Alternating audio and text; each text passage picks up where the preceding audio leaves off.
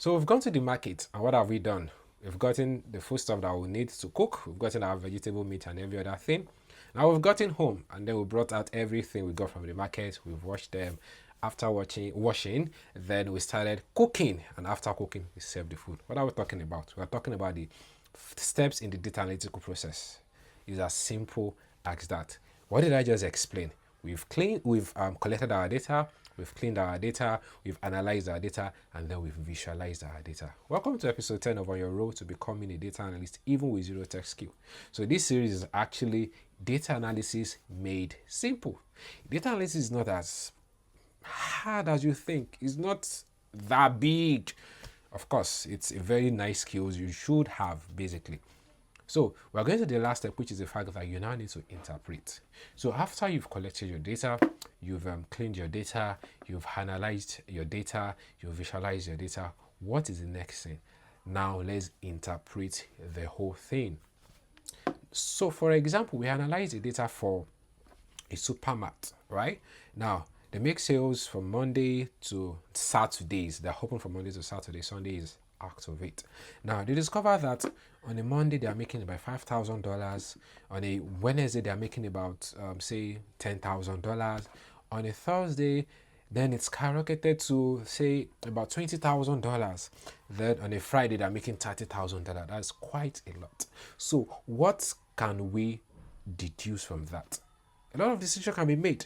Because now after we analyze that, we're able to see, after we visualized, our graph was showing us that, oh, Friday we're having more sales. So what can we infer from that?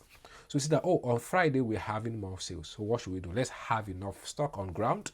Let's have enough staffing so that when people are coming in, they don't have to wait for long before they are attended to.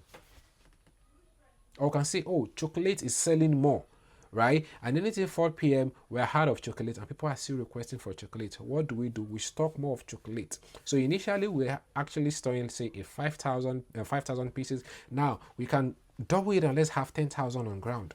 That is what the decision we've made based on the fact that we have analyzed our data.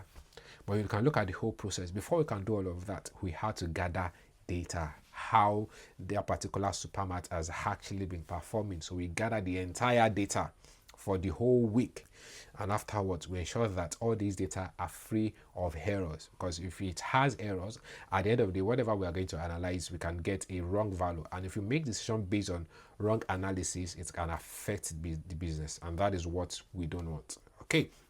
And afterwards we analyze it, and after analyzing we discovered all of that. We also visualized it and we can see it clearly, and afterwards we are interpreting the things that we have seen, and after interpreting we are making decisions based on that.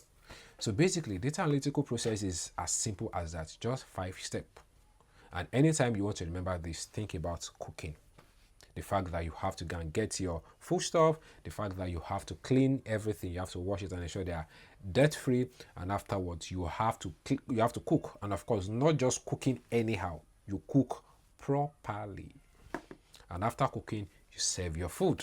And after serving, you eat. The same thing. 5 steps in your cooking, 5 steps in data analytical process. So I'll see you in the next episode where I'll be talking about data analysis, data analytics, and data science. So what's the difference between these three?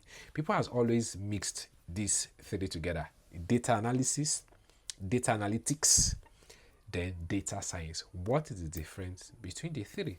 So watch out. I'll see you in the next episode where I'll be explaining these three concepts bit by bit. Take care.